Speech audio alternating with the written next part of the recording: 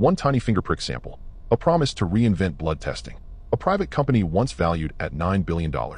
And a founder who became the face of Silicon Valley ambition. Theranos told the world its technology could run a broad menu of lab tests from a very small amount of blood, faster, cheaper, and less painfully than traditional draws. Investors poured in more than $700 million. Walgreens put Theranos testing sites inside stores. Former cabinet officials sat on the board. Then the question that should have been asked from the beginning became impossible to ignore. What was actually happening inside the machine? By 2018, Theranos was gone. By 2022, Elizabeth Holmes had been convicted of defrauding investors. So how did so many powerful people believe the story? And what did the mystery hide in plain sight? In 2003, Elizabeth Holmes was a 19-year-old Stanford student with a medical idea that sounded revolutionary. She left Stanford and built Theranos, a name combining therapy and diagnosis. The problem she pointed to was real. Blood tests are part of ordinary healthcare, but traditional venous draws can be uncomfortable, inconvenient, and expensive. Theranos offered a seductive alternative: a few drops of blood from a finger stick, collected in small tubes called nanotainers, processed by proprietary devices the company called Edison and later Minilab. If it worked, it could change medicine. Patients could get easier tests. Doctors could get quicker data. Pharmacies could become gateways to lab diagnostics. But healthcare is not software. You cannot beta test a blood result the way you beta test an app. A wrong result can lead to fear, false reassurance, unnecessary treatment, or misdiagnosis. And that is where the Theranos mystery begins. The more extraordinary the promise became, the less the outside world could verify it. Theranos did not grow only on technology. It grew on belief. By 2014 and 2015, Holmes was celebrated by major business media. Forbes estimated her net worth at $4.5 billion on paper, based largely on her stake in Theranos. The company itself reached a private valuation of about $9 billion. The board was stunning. Former Secretaries of State George Shultz and Henry Kissinger, former Defense Secretary William Perry, former Senator Sam Nunn, and retired General James Mattis were among the high-profile names associated with the company. These were serious people with national security credentials. But a board packed with diplomatic and military prestige is not the same thing as a board built around laboratory medicine. Then came commercial proof. Walgreens announced a partnership with Theranos in 2013, eventually offering tests through locations especially in Arizona. Safeway planned a rollout that did not fully launch. Each famous name made the next question harder to ask. If the board believed, if investors believed, if major retailers believed, who wanted to be the skeptic? But the central evidence was still missing: broad, public, peer-reviewed validation that Theranos could do what it claimed at scale. At the center of the company was the black box, the proprietary analyzer. Theranos presented its devices as the breakthrough. But later SEC allegations, trial evidence, and Wall Street Journal reporting showed a different picture. Theranos used its proprietary analyzer for only a limited portion of its test menu, while many tests were run on conventional commercial machines. That matters because the entire story depended on the idea that Theranos had created a new testing platform. If ordinary machines were doing much of the work, the revolution was not what outsiders thought it was. And the black box was not only technical, it was financial. The SEC later alleged that investors were given misleading information about Theranos' revenue, pharmaceutical company relationships, and used by the U.S. military. According to the SEC, investors were shown projections of more than $100 million in revenue for 2014. The company's actual revenue from operations that year was just over $100,000. The gap between story and reality was enormous. Still, Theranos protected its details behind trade secrets and strict confidentiality. In technology, secrecy can look normal. In medicine, secrecy can become dangerous. Then the first major cracks came from people who had seen the lab from the inside. Two of the most important voices were former employees Tyler Shultz and Erica Chung. Shultz was not just any employee.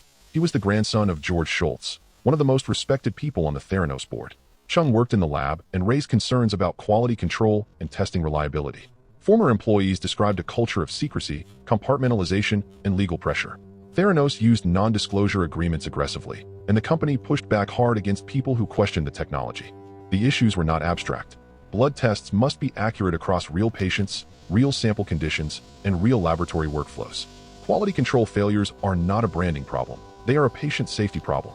By late 2015 and early 2016, regulators were focusing on the company's labs. In January 2016, the Centers for Medicare and Medicaid Services told Theranos that deficiencies at its Newark, California lab posed immediate jeopardy to patient health and safety. That phrase was devastating. It meant regulators believed the lab's problems could seriously harm patients. But before the public understood the scale of the damage, one investigation forced the secret into the open. On October 16, 2015, the Wall Street Journal published John Carrew's investigation. Theranos, it reported, had struggled with its blood testing technology and was using conventional machines for many tests. Theranos publicly disputed the reporting, but the story changed everything. For years, the company had benefited from the assumption that secrecy meant genius. After the journal investigation, secrecy looked like something else, a wall around unanswered questions. Regulators pressed harder. The FDA scrutinized Theranos' fingerstick collection devices. Theranos limited use of its fingerstick technology largely to one FDA-cleared herpes test while seeking further approvals. Then came more consequences. Theranos voided or corrected tens of thousands of test results. Walgreens ended its partnership in 2016. The company that had promised to make blood testing simple was now facing the hardest question in healthcare. Can your results be trusted? In 2016, the collapse accelerated. CMS revoked the certificate for Theranos' Newark lab and banned Holmes from owning or operating a blood testing lab for 2 years. Forbes revised its estimate of Holmes' net worth from $4.5 billion to zero. Theranos tried to pivot, but the foundation was gone. In March 2018, the SEC charged Holmes and Ramesh Sunny Balwani, the company's former president and chief operating officer, with a massive fraud. Holmes and Theranos settled the SEC civil charges. Balwani contested them. In June 2018, federal prosecutors indicted Holmes and Balwani. Theranos shut down later that year. The criminal trials came years later. In January 2022, Holmes was convicted on 4 counts connected to defrauding investors and acquitted on patient-related counts. In November 2022, she was sentenced to 11 years and 3 months in prison. Balwani was convicted in July 2022 on all 12 counts he faced and was sentenced to 12 years and 11 months.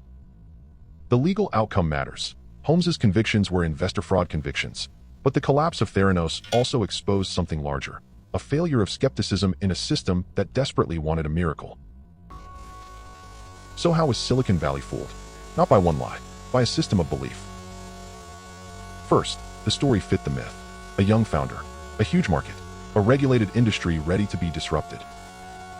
Second, prestige became proof. Famous investors, powerful board members, and big retail partnerships created social evidence before scientific evidence was public. Third, complexity protected the company. Most investors are not clinical chemists. A lab machine is harder to evaluate than an app demo. Fourth, secrecy was mistaken for innovation. Trade secrets are real, but in healthcare, independent validation is not optional. And fifth, fear of missing out silenced doubt. When everyone else seems to believe, skepticism feels risky. The lesson of Theranos is simple and brutal. In medicine, a beautiful story is not data. A famous board is not validation. And disruption without proof can become danger. If you want more investigations into famous frauds and scams, hit like, subscribe, and watch the next episode in this series. And comment below, what was the biggest red flag? No peer-reviewed proof, the secrecy, or the famous names that made everyone look away?